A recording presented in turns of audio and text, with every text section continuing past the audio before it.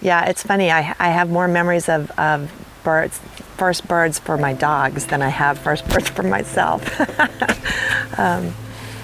It's, you know, when you have a young dog and you're trying to get him in on birds and get him steady and whatnot, those moments are a little bit more memorable than my own.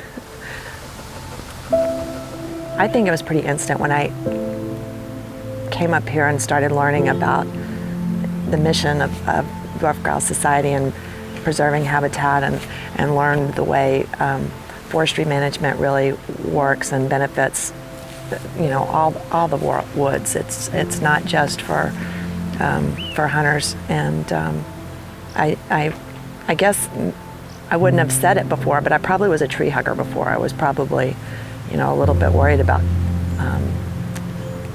taking down old trees, and it sort of gave me a different perspective. But I fell in love with it from the very first time I was up here. It was instant for me. But there's just a connection. It has zero to do with how many birds you find. It's just putting the whole piece together, the puzzle together of what the weather is doing and what your dog is doing and where the wind is and the cover you're in and who you're with and how they shoot. And you know, I like to try and get people. My son just started shooting, and I like to be able to explain a little bit of why I'm doing what I do. I think also once you start grouse hunting a lot, you don't realize how much you do instinctively.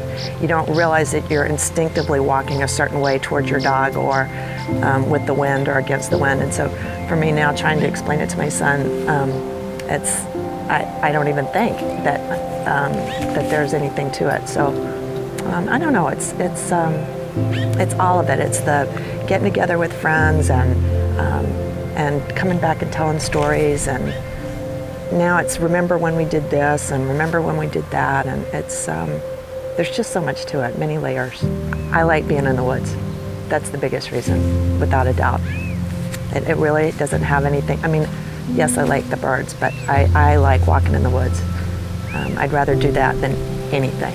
If it was my, you know, last day on earth, what would you want to do? This would be it. And it's something I count the days all year long. I can't wait until October. And when it's over, it's that feeling when you were a kid and it's like the day after Christmas and all the presents are open and you have to wait a whole nother year. It's that sick feeling when it's all done with. I'm Tracy Lee, and I live in Little Rock, Arkansas, and I'm a life sponsor of the Rough Grouse Society.